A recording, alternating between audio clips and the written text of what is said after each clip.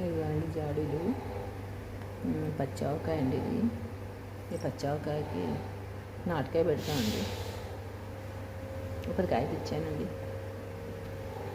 ఇది తోతాపురి అంటారు, తీయవకాయ అండి. ఇది తోతాపురి పెట్టాలండి, కండ బాగుంటుంది.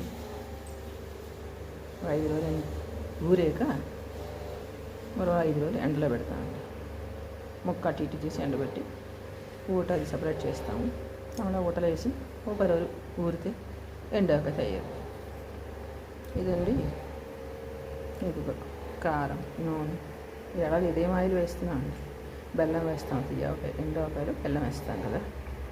ఇప్పుడు గానుగునే వేస్తుంటాను. ఏడాది ఇదేం వేస్తున్నాను చూద్దాం ఎలా ఉంటుందని. సాల్ట్ అవి కొలుచుకుంటున్నానండి. ఇక మెంతులు అవి ఇంకా కొంచెం క్లీన్ చేసి వేయాలి.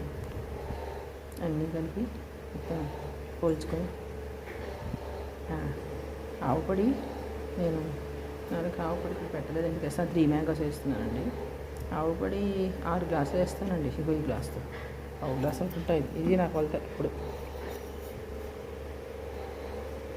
ఈ గ్లాసుతో 6 గ్లాసులు ఆవు పొడి అండి. 15 పెద్ద సైజు కాయకి 6 గ్లాసులు ఆవు పొడి, 4 గ్లాసులు కారం. ఇది ఇక్కడ ఆర్గానిక్ స్టోర్స్ తెచ్చానండి. కారం బాగుంది కలరు. మరి ఉప్పు 1.5 గ్లాసు వేస్తానండి. ఇది సముద్రపు ఉప్పు అంటాం కదా, ఎండబెట్టి మిక్సీ చేసి పోల్చుకుంటున్నానండి. ఇప్పుడు దీంతో 6 గ్లాసులు ఆవు పొడి అయితే 4 గ్లాసులు కారం, 1.5 ఉప్పు సరిపోతుందండి. ఇవ్వండి మా కొలతలు. ఉంటానండి.